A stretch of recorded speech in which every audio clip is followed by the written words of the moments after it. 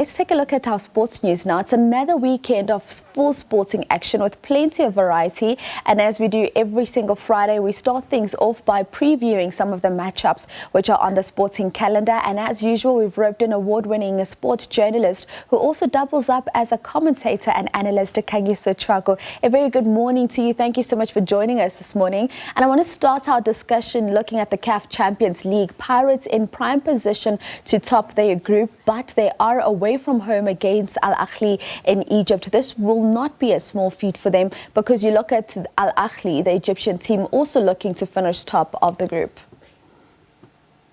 Look, remember that finishing top of the group in CAF Champions League comes with a significant advantage of you hosting the second leg at home of your playoff game. So Sundowns also have a similar issue. That in playing AS FAR on Saturday, a draw will put them through, solidify the place in the quarterfinals. However, if they finish second, that means that they need to actually play their game at home, at their first leg quarterfinal at home, and then play the second leg on the road. Whereas if you finish top, you've got the advantage of actually traveling for the away leg first, and then you've got the second leg at home, which at least then helps with any other disadvantages you may experience when it comes to dealing with traveling. So, for example, Pirates will know that they win. In Egypt, as difficult as they are, would obviously want to actually win, try hold Al Ahly to a draw or win that game to ensure that when it comes to the match of actually playoffs, they are traveling for the first leg, then they're home for the second leg, and that is also applicable to Mamelodi Sundowns.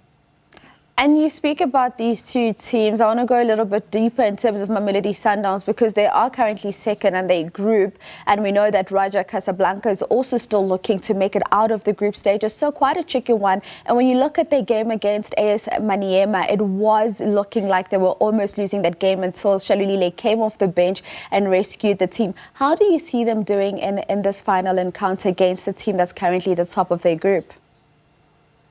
Look, the key part at Sundowns at home, if they were traveling for the game, I think they would have been in a bit of a sticky position. However, though, they probably actually one of the best group games was against this particular team, FAR, away from home. Yes, they did snare a point from that game, but the key part was that they did not lose. Had they lost that game, I think matters for them would have been rather tricky leading up to this game. So Sundowns are still in a very decent enough position to ensure that their fate still remains in their hands, regardless of what happens in the Raja AS Maniema game. Because the one thing that you always want in particular games like these is to ensure that your fate is in your hands. And the one thing that Sundowns do have in their hands is their fate. A draw or win, whatever happens in the game against Maniema and Raja has no bearing on this particular fixture, and that applies for both sides.